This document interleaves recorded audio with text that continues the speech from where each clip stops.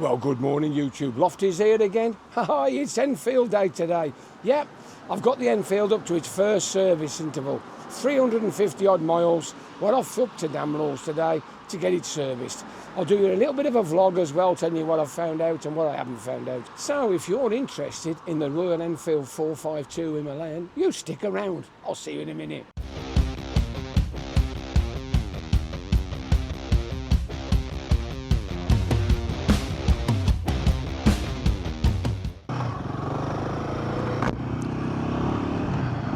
Well, good morning, YouTube. Lofty's here. I'm off up to Damlor's for my first service. How about that?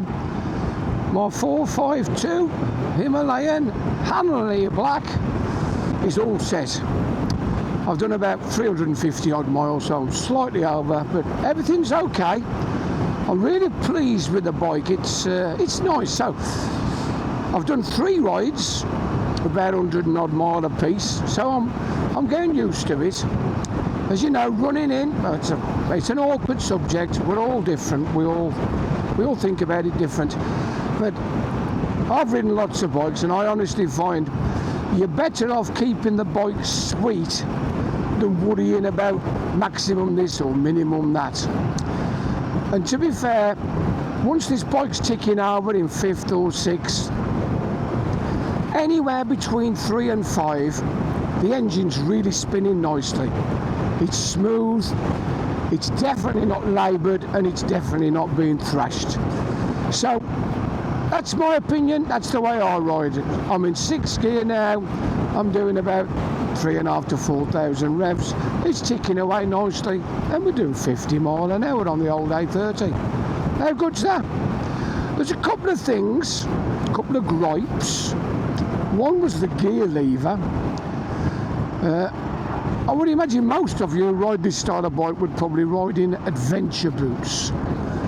In adventure boots, I had to lower the gear lever 1 notch. So that was job number 1, attend to the gear lever. Simple. Just got an Allen key, undid the screw, moved it 1 notch, put the screw back in, tightened it up, easy peasy. Second thing I had to do, the seat. Now I'm quite surprised that the dealership sold the tallest biker in the area the bike on the lowest setting, but not a problem. It's ever so easy to attend to. You put the key in on the right hand side, you lift off the rear portion, and you take out the main seat, and you just alter the settings. It's dead easy. It's got 2 settings, low and high. There's a good inch difference between the 2, so it's now in the high setting. Brilliant. As you can probably see, I've finally got the tripper working. I'm in digital dash now. This is a bit of a bugbear of mine. This joystick, oh, it's a bit of a nightmare, especially in winter gloves, heavy gloves. It's very flimsy, and it can be a bit tricky to operate sometimes. So you've got the joystick, which is left and right, up and down, push, and you've got the reset button here, or the back button, which is very handy. So if you make a mistake, press the back button and get out. So in general, that's not bad. Another little problem I've got, if you can see, this little plastic thing here is a bit flappy. I don't know why. The other side's solid, but that side's a bit flappy. So little things like that. I've oiled the chain once. Everything seems fine. The tyres, I've been out in the wet and the dry. I thought I might as well, because I've got to run it in. And I've got no gripes whatsoever with the tyres. There you go. Easy as that. No gripes, they're fine. I would imagine if you want to go green laning, you would need something more adventurous, but that would probably compromise the road manners. Now, I think these tyres are good on tarmac, in the wet and the dry. So that's all I want. I'm happy. No problem at all. One thing I don't like about the dash is the indicator light. I'll just, if I just put it on, right, left, it's very tiny. Now everything's quite good on the dash. As you can see in the digital dash, I've got my mileage, my miles per hour, I've got the gear indicator and a fuel register. There's no tacho when you've got the digital dash on with the tripper, it vanishes. But the indicators are so small, and especially riding modern bikes with automatic cancel, you do get used to it. So that's a bit of a gripe. You have to really be conscious to make sure you've not left the indicators on. So it's a basic bike, go back to basics. Ride it like a beginner would. Make sure you cancel your indicator. On the point of the indicator button is superb. It is absolutely perfect for my thumb. The position is superb. Really, really do like it. Take note, Honda, above the horn, it works much better for a human being with a thumb. As for the horn, can you hear that? Pip, pip, pip, pip. It's a bit of a pippy horn, but still, in general, I've got to say, I like everything about the bike. I've not really been above 60 mile an hour as such. I think I got up to about 63 on a downhill section. It's like I say, I'm just keeping it ticking over, keeping it spinning. The screen, yeah, the screen. It's an off-road screen. When you're green laning, it'll keep the mud and the crap off your actual dash, but it won't do much for you. When I went out in the rain the other day, I'd already noticed a lot of wind. Like today, it's very, very windy. Lots and lots of wind on my chest, on my head, but I got soaked. It gives you nil protection, none at all.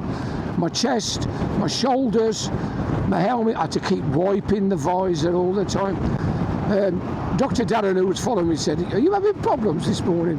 I said, "Well, to be fair, I'm getting a lot of rain spray on my face, and it's not nice, it won't clear." So I don't know, but that was one of the things. Anyway, we're just going to come on the A30 here. I don't really want to video much on the A30 because I shall be slowing everybody down by only doing 60. So I'm going to take it in for the service, and after the service I'll let you know how we got on, and actually give it a bit of a ride and open it up a little bit.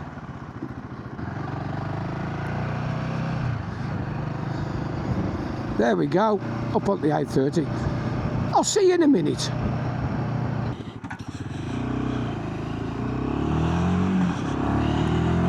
Okay, YouTube, welcome back.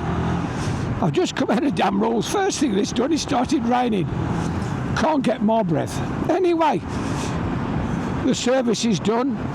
We can unleash the full 40 brake horsepower, and we can now exceed 5,000 revs. How about that? Wonderful. So here we are on the Laddock Road. It's I don't know why, but it does feel a bit different. I know it sounds amazing, but the bike feels that little bit peppier. Holding a nice line out of this. I love this bike, I really do. It's amazing. Anyway, let's get down to brass tacks, shall we? How much was the service, Lofty? Right, the first service. It took them the best part of an hour and 15 minutes. They had a bit of a tighten up, a bit of a mooch around, and they changed the oil and filter. So basically that's it. So oil and filter and a bit of a tighten up. 143. Okay, for those of you in the UK, that's £143 sterling. On the forums, I've heard all sorts of figures from 90 quid to 250 quid banding around. But it is an hour's labour, so I suppose it all depends what they charge you for the labour. 1 hour's labour and oil and filter.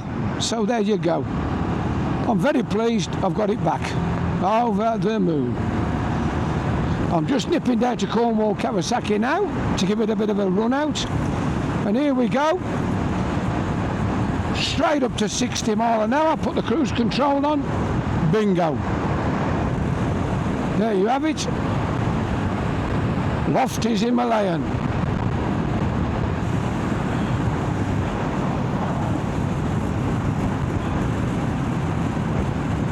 So, I've just realised one thing that's a bit of a problem with the tripper. It's very sensitive to a connection. Whereas when you're using Google Maps via the Aoocci or the copyright, there's a certain amount of buffering. So the unit will remember so much information, and if you do drop out slightly, it allows you to carry on navigating. Now this tripper device, as soon as my phone goes into this area here in Laddock where there is no signal, as you can see, the tripper device drops out. Not good really, is it? But still, we can't have everything. We'll see how long it takes to pick a connection up. It looks like a compass thing on the left hand side whirling round. So whether that's got something to do with it trying to connect, I don't know. But it's so much fun now to actually be able to pull the throttle back and let it rip. It's very windy today. I do hope you're getting some reasonable audio content, because it's a big thing. Lots of wind on my helmet. I might have to think about getting an aftermarket screen of some sorts. I could keep the low one on for the summer and put a big one on in the winter for more protection. There you go, it's just found a signal again, and bingo, the tripper's working. It's picked up exactly where it left off. It's not bad really, is it? I suppose it wouldn't be much copper views in the mountains and lost a signal, but still. Anyway, this is only a short video just to tell you about my very, very, very early first impressions. I'll do a few miles, and then I'll do the 5 things I like most and the 5 things I like least about the Himalayan 452 Hanle Black. How about that? So, if you've enjoyed this video and you'd like to see a few more, leave a comment, whatever you like, but click on the like, subscribe, ring that little bell. I'll only be too pleased to answer your questions, you know that. Anyway, let's just enjoy a bit of road for a minute, and then I'll say ta-ra.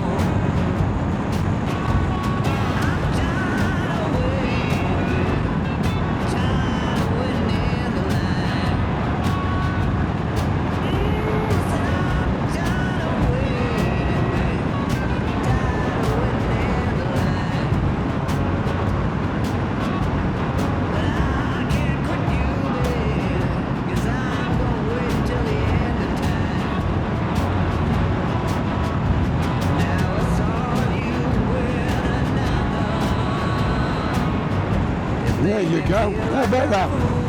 Handles well. More than enough poke for what I want during the winter. Riding around on these Cornish green lanes and dual carriageways and whatever. You need something that's light, versatile and easy to handle. And I do think that this bike fits the bill, I really do.